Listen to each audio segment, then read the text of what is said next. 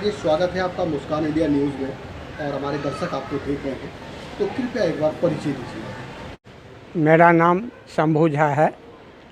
H block Shri सिद्ध शिव हनुमान मंदिर में पुजारी हूँ। पंडित जी, कब और कैसे और कौन से सन में आप बिहार से दिल्ली आए? बिहार से हम दिल्ली सन 1979 में आए थे। कुछ दिन और कहीं सर्विस कर रहे थे। इस मंदिर पे 1990 में आए हैं, मई के महीना में। तो पंडित जी, आपको क्या लगा कि मैं यहाँ आकर दिल्ली में मंदिर ही संभालूँ? क्या पहले से ही बिहार में मंदिर संभाल रहे थे? जी नहीं, पहले से तो हमारे भगवान में राम नाम में भी श्रद्धा नहीं थी। जहाँ कहीं भजन कीर्तन हो वहाँ मैं जाता था, बाहर से ही घूम के निकल जाता था। कभी उस धार्मिक आयोजन में मैंने कभी उससे पहले बैठा नहीं। जब हम दिल्ली में नौकरी कर रहे थे, आई ब्लॉक एक शिव मंदिर है, वहाँ पे हमारे रिश्तेदार रहते हैं। जब मैं गांव से आया तो उन्हीं के पास था और वहीं से 7-8 महीने नौकरी कर रहा था। ये हमारे मंदिर के संस्था के जो प्रधान वगैरह थे।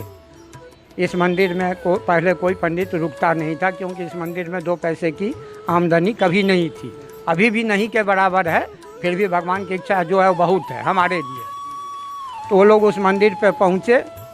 हमारे रिश्तेदार जो पंडित जी हैं उनसे बताया गया, आप उस मंदिर को संभालिए। वो बोले मैं तो अपने मंदिर में हूँ, तो मैं कहाँ संभालूँगा। हमारे पास एक रिश्तेदार है, मैं उनसे बात करूँगा।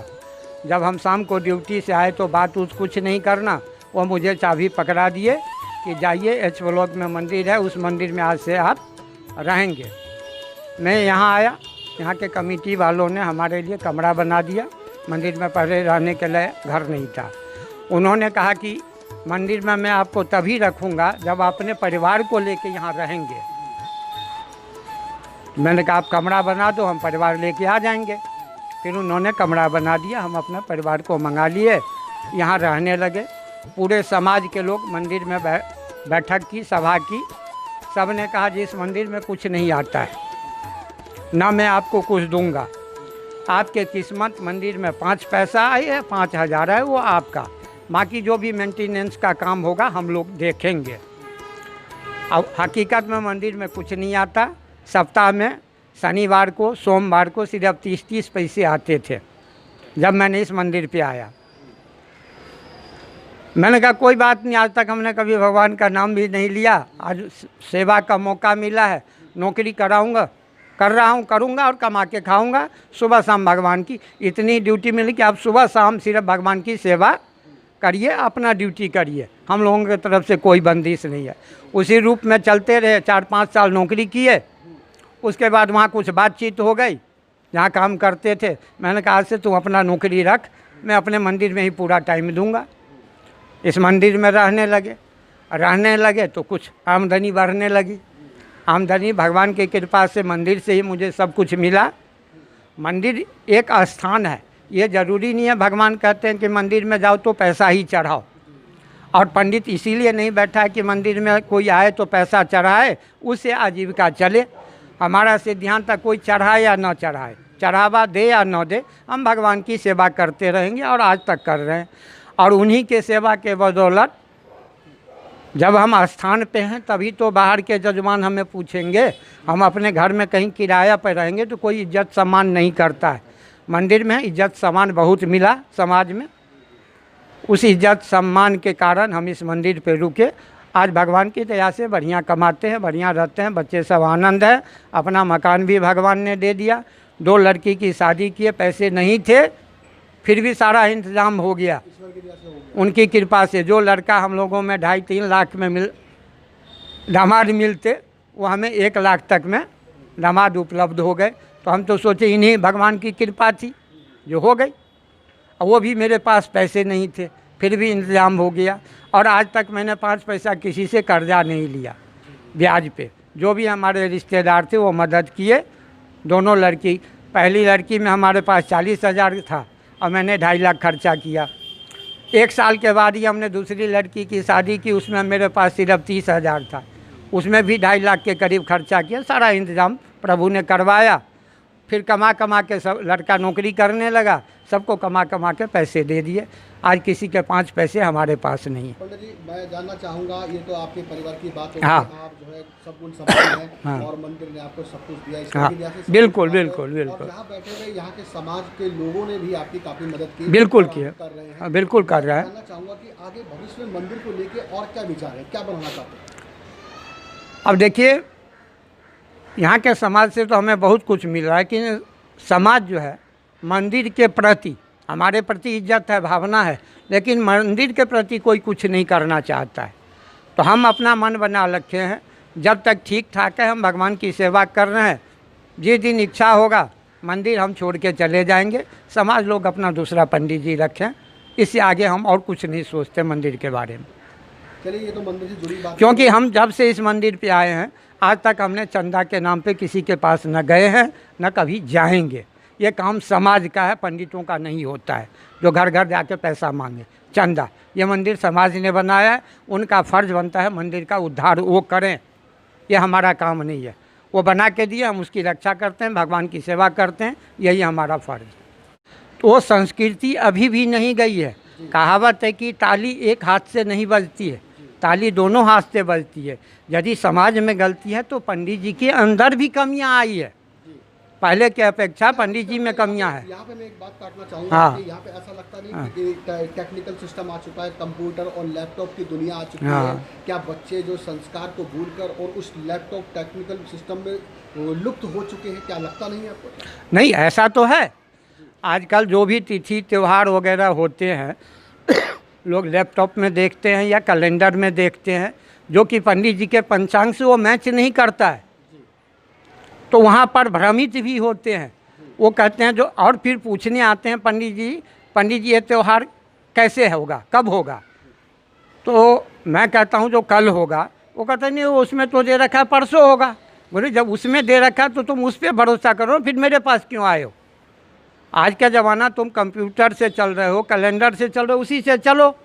तो जब वो अपने माँ बाप की जो इज्जत नहीं करेगा, तो एक बाहर वाले पंडित जी जो अलग हैं उनको इज्जत वो क्यों करेगा? मैं उसी विषय पे आ रहा हूँ कि आजकल नौजवान जो नवयुवक पीढ़ी है उसको ये नहीं मालूम है कि श्राद्ध क्या है और कनाकत क्या है। नहीं। और अगर मालूम भी है तो उसको ये नहीं मालूम है कि अपने पितरों को कैसे मनाया जाए और पितरों के लिए क्या क्या सामग्री चाहिए होती है, क्या क्या इंतजाम करना होता है। मैं जानना चाहूँगा कि आप जो है हमारी पब्लिक को, जो नई पीढ़ी है, उनको समझाएं कि श्राद्ध किस प्रकार से मनाए, अपने पितरों को किस प्रकार से मनाए। देखिए, श्राद्ध जो है ये करण का मांगा हुआ है।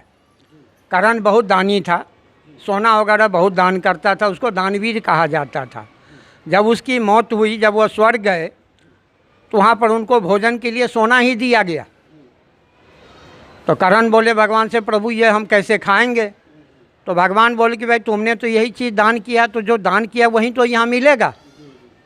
बोले प्रभु हमसे गलती हो गई, हमें 15 दिन का समय दिया जाए, जो हम धरती लोग जाएं, फिर अपने पितरों के लिए हम दान पुण्य करें, फिर उसके बाद हम वापस आएंगे।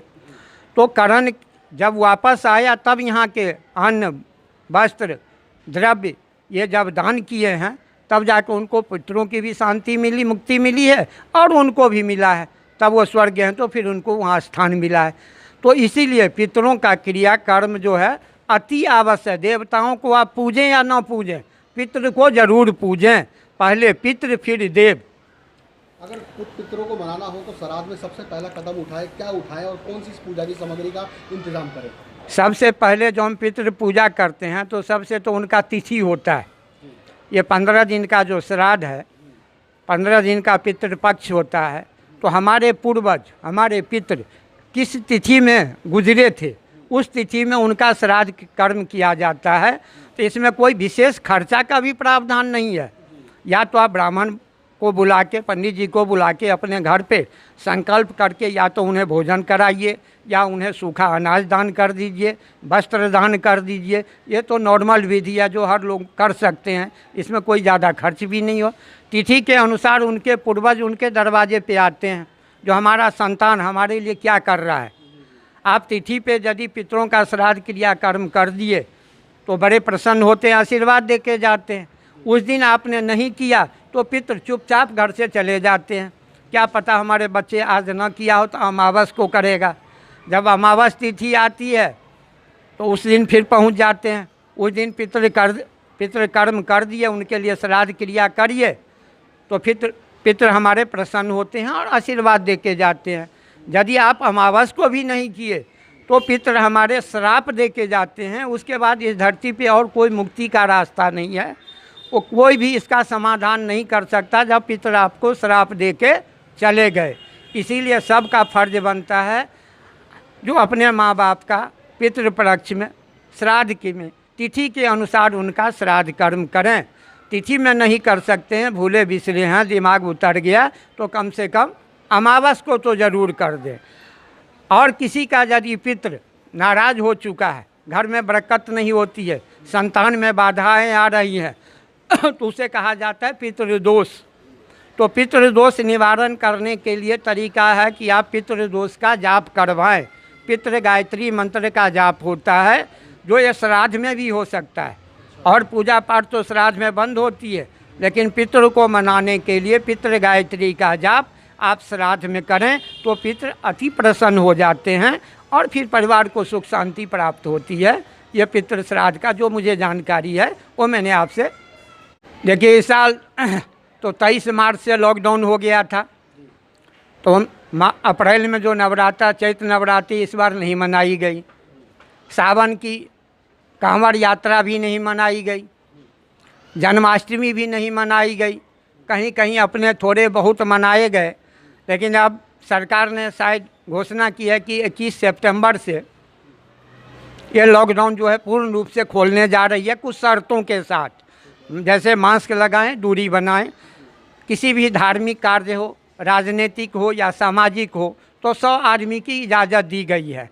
इसलिए इस नवरात्रा के लिए मैं सभी दर्शकों को, सभी भक्तों को आशीर्वाद दूंगा कि यह नवरात्रा जो पिछली नवरात्रा नहीं हुई, दोनों मिला के इस नवरात्रा में माता को प्रसन्न करें और इस धरती से कोरोना के कष्ट निवारण के लिए माता से प्रार्थना करें, जो माता आशीर्वाद दें और सुख शांति पूर्वक ये नवरात्रा संपन्न हो।